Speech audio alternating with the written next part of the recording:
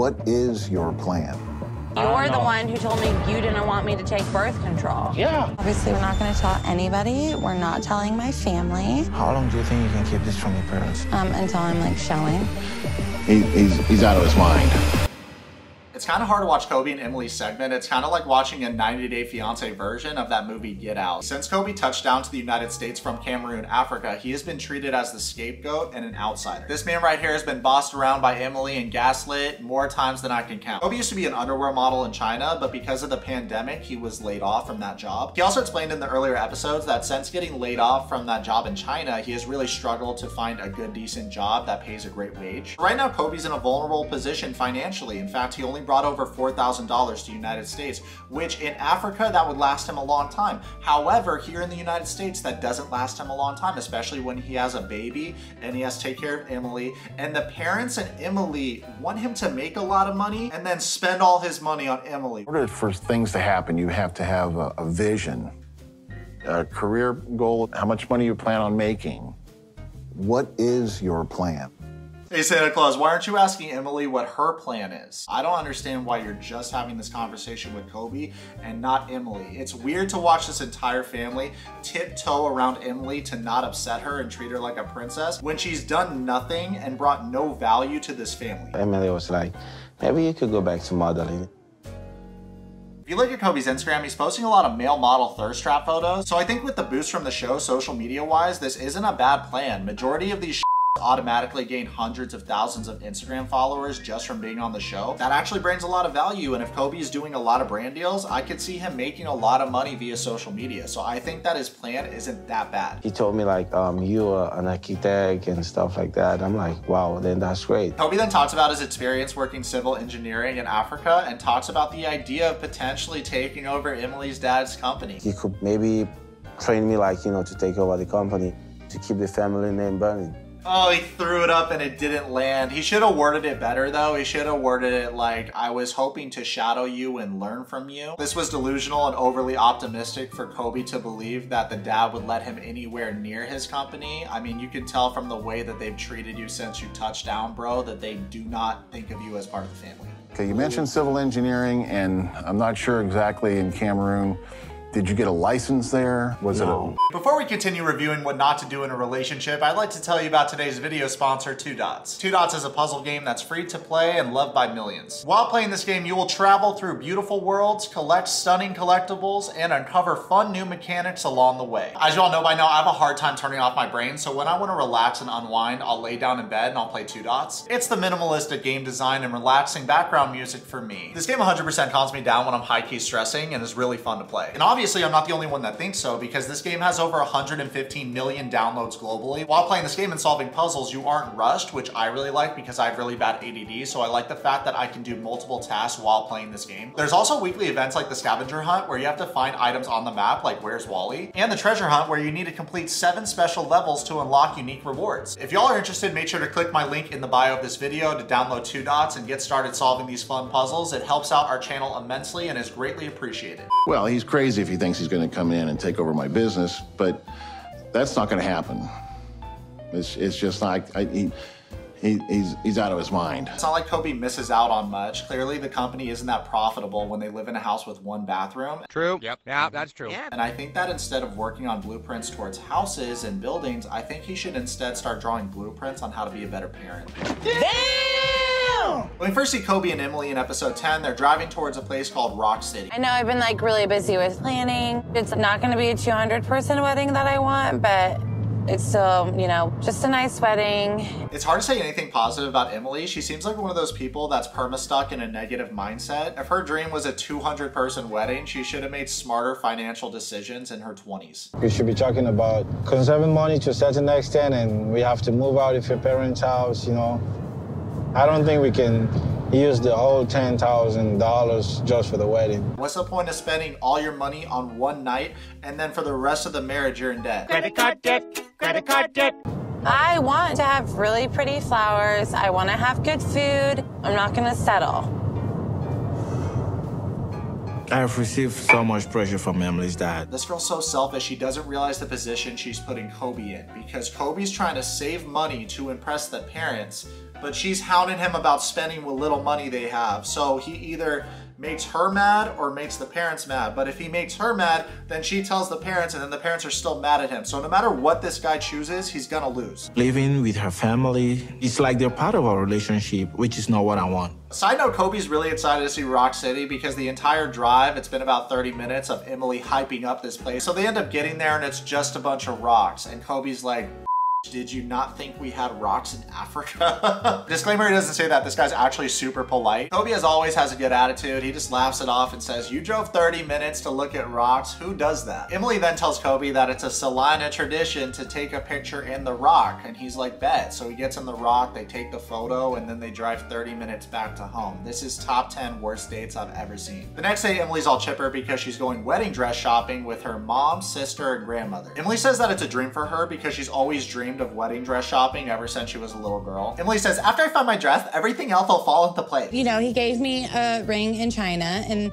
it was like one he bought off the streets. Bet, but from the way that you've treated Kobe since he touched down in America, I think we're all just looking around and surprised that this man still wants to marry you. You talk about the ring more than anyone. Because I'm hinting to him to go look at rings. Hinting. Or telling him.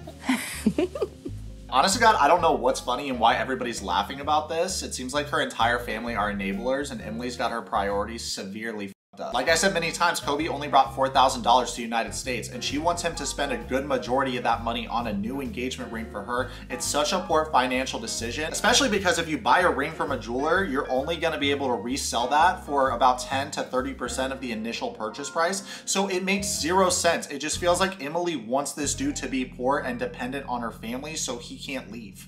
I don't feel like I'm high maintenance. I think I just like things. I like what I like, and I don't want anything less than that. You're joking, right? You look up the definition of high maintenance, Emily's face will probably come up in a dictionary, needing a lot of work to keep in good condition. Another informal meaning, demanding a lot of attention, both of which describe Emily perfectly. So her saying that she's not high maintenance is jokes. Just in case, can I trade you? Absolutely. I had to buy a ring.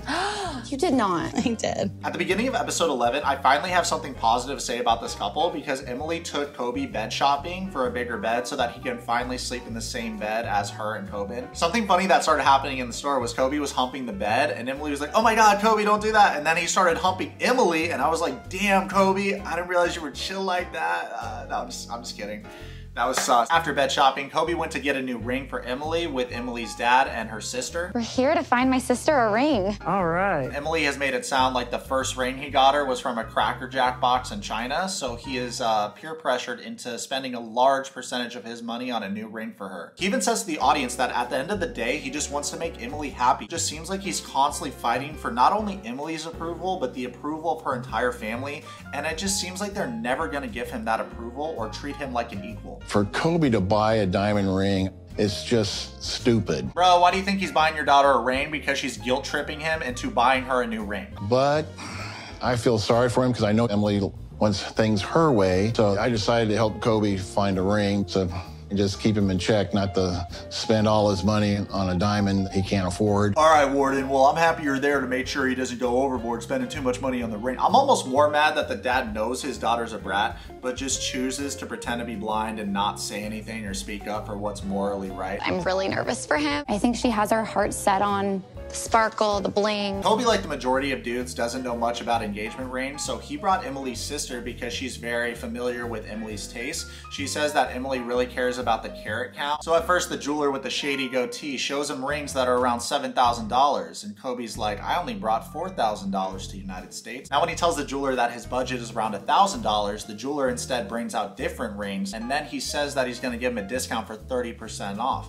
Probably because it's being broadcasted in front of the entire world because they're being filmed for 90 Day Fiancé. And I'm happy that he chose Kobe to champion because Kobe is very similar to Johnny from the last season. That puts you at $1,152 out the door. I think I can go with that. This especially stings my eyeballs to watch because Emily previously bought herself her own ring, and now Kobe is spending 1/4 of his net worth on a ring in order to make her happy. Kobe decides to propose to Emily in a very cute way. He takes her to a steak and sushi place in Kansas, which is risky, right? Look how dried out and frozen poison this tuna is. We call this a health hazard in Hawaii. On a more positive note, the waitress comes out with champagne and Kobe put the ring at the bottom of the champagne glass. They cheers and start drinking the champagne. Emily notices and starts hysterically laughing, and then Kobe starts hysterically laughing. So happy this worked out for the best because Emily ended up loving the proposal. She loved the ring. She was very happy. When they got back to the house, she showed her entire family, and Kobe looked so proud. This might be the first time this guy has felt proud and accomplished since he touched down and started living with this family, because they've constantly made him feel inferior, feel like he's not one of them. But I think now after doing this, it just filled him with so much pride and confidence. It makes him feel like he's finally accepted by this family. It's beautiful. Oh. Good choice, Kobe. Yeah, good choice. Good job. 12 seconds later. I don't understand. So I bought my own ring in case you didn't buy me a ring. Wait. Guys, when Kobe showed the ring to her entire family, it filled him with so much joy, and it only took Emily a minute to destroy that. Like, you can't give this guy 1 minute to be happy or be proud of an accomplishment. You have to tell him that you bought your own ring and ruin this moment. This is 100% a conversation that she should have had with him in private, not in front of the entire family. And it's almost like she gets off humiliating this dude. Like, what was the reason of you getting the other ring? Because I liked it. What's more infuriating is she says to the audience that she wants to come clean to Kobe and it's the right thing to do, and she feels really bad about it. If you felt really bad about it, you would return the ring in private and just take whatever loss you're getting, because there's no way you're getting the full price of the ring back. And you would keep this matter to yourself. From you choosing to out this in front of your family and make this guy feel like you doubted him and you didn't think he could actually get you a ring, speaks volumes about your character, Emily. I don't want to look at that, please. Her father's one rule in their household was for her to not get pregnant again, and when he communicated this to Emily, she just smirked at him like this and gave him a condescending smirk because she does not respect his authority. Emily woke Kobe up to go to the pharmacia to get a test, and she communicated that to him in the car like, hey, I may be pregnant because I haven't had my period in a couple of weeks. And Kobe's just like, oh my God, you cannot be pregnant. He is panicking right now. After all the precautions and stuff like that. Precautions, Kobe. You're the one who told me you didn't want me to take birth control. Yeah. Yeah, so not taking birth control can obviously lead to a birth. Emily's shifting all the blame on Kobe for her not taking birth control, like she didn't want to have more kids. The problem with Emily and Kobe is that they're both irresponsible, and I'm just surprised that they're acting like condoms don't exist. Like, that's not an option for them to rubber up and use protection. Oh my God! I pulled out when we started, and then you told me you have this application on your phone. Like, I'm not ovulating right now, you can me. Kobe, you're such a dumbass, bro. You came inside of this girl. Are you kidding me? After all the disrespect that she's thrown your way. I don't care what ovulation app she's on. You should never come inside of a girl that wants to have like 10 kids. She's on her Benny mindset. I don't know how I'm going to be able to face your family if you're pregnant. When you're trying to immigrate to America and you got about $3,000 to your name, you should not be coming in anything, bro. Well, you can't work. The pressure's all on me to work and save all the money. It's just too much right now. Can we talk about something else? Let's wait until we get to the pharmacy. Yeah, it's too much for you, but it's even more for me. Like, you don't even understand. By Emily saying all the pressure's on her and failing to acknowledge that there's also pressure on this dude, it just seems like she has the main character syndrome real bad. So fast forward, Emily gets her pregnancy test. Turns out, oh, shocker, she's pregnant. Kobe's like, I don't know how I'm gonna face her parents. And Emily comes up with a bright idea. We're not telling my family. How long do you think you can keep this from your parents? Until I'm like showing. Wow, what a good idea, Emily. Just wait until you look like Jabba the Hutt, and then your parents can be like, Emily, sweetie, I think you've gained a couple pounds. And you can be like, no, man. I'm just pregnant. According to our lead investigator, Gilly Doo, Kobe has left Emily and they're no longer together. When we first see Kobe in episode 14, he's playing with his son Kobin, and he's just having a great time enjoying this one-on-one time with his child. But unfortunately, his fun time playing with his kid is ruined by Emily saying in a pissy tone, honey, let him be. Then Kobe claps back with his iconic line, oh my goodness. Man's doing a really good job of being patient and composed despite all the negative energy that she constantly throws his way. Transition over to Kobe trying on the suit for his wedding. Right now at this moment in time, it's 6 days before he's about to make the biggest mistake of his life and marry Emily. Ever since we found out about the pregnancy a few weeks ago,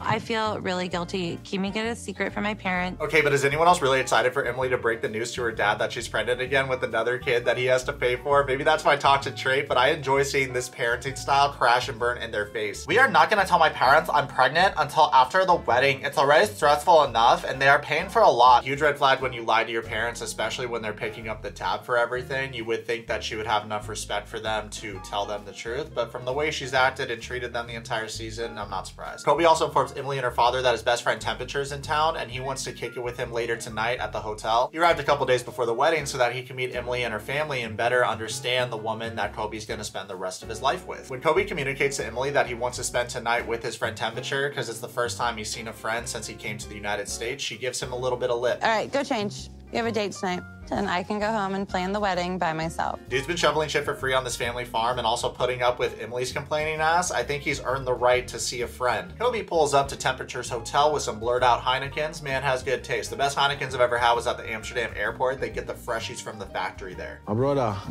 Emily is such wife material. Thank you, Kobe. I needed that laugh, man. That's just about the biggest lie I've heard from this entire season. On a positive note, though, I like that Kobe isn't talking shit about his fiance to his friend. That's a green flag. She feels like it should always be like she's always right. Kobe, that's America, not how you understand. Yeah. Even where I live, Columbus, Ohio, the men are living in the house as if they are the ladies. Nah, hard disagree with the friend here. That's not an American woman problem. This is an Emily problem. She's a special breed of entitled brat that likes to dominate black men, the likes of which realistically we haven't seen on the show since Angela and Michael. Emily doesn't want me to tell anybody about the pregnancy, but Temperature is somebody I trust. I need to relieve myself from this load that I've been carrying. Kobe, my guy, you gotta chill with busting all these loads everywhere. First time you came in, Emily, I was like, all right, man, accidents happen. Second time, you're irresponsible. My brother. What's that? She's pregnant again. Kobe! Huh? The took me out.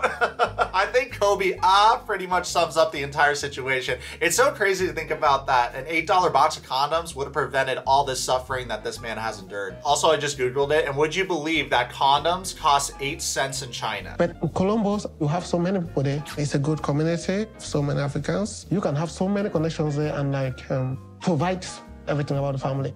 I wish, but she's so strong-headed. Clap it up, we got a couple brainiacs here. It's not a matter of Emily being strong-headed, even though she is. She's very stubborn and controlling. It's a matter of Kobe and Emily not having enough money on their own to move out of the house, let alone move to another state. So this whole move to Columbus, Ohio is a very unrealistic dream. Kobe's the type of dude that cares more about his child's happiness than his own, which is admirable. But at the cost of being under constant surveillance and ridicule by Emily and her family, it's not worth, and that resentment is only gonna build until he leaves. Kobe then says to the audience that his friend Temperature is awakening the African man's spirit in him. The problem I'm seeing with his friend Temperature and his arguments is that he thinks all American women are like Emily. The friend is speaking in generalizations about all American women, which is something that I don't like, and I think that that's gonna rub a lot of people the wrong way. Later that day, Kobe and the whole fam bam have lunch at one of the many terrible restaurants in Salina, Kansas, and they even invite Kobe's friend Temperature. Kobe's gonna get lasagna. You like the lasagna, right? Yeah, I think I can go with that. Please. Okay, you order for Kobe. She wants to do almost everything.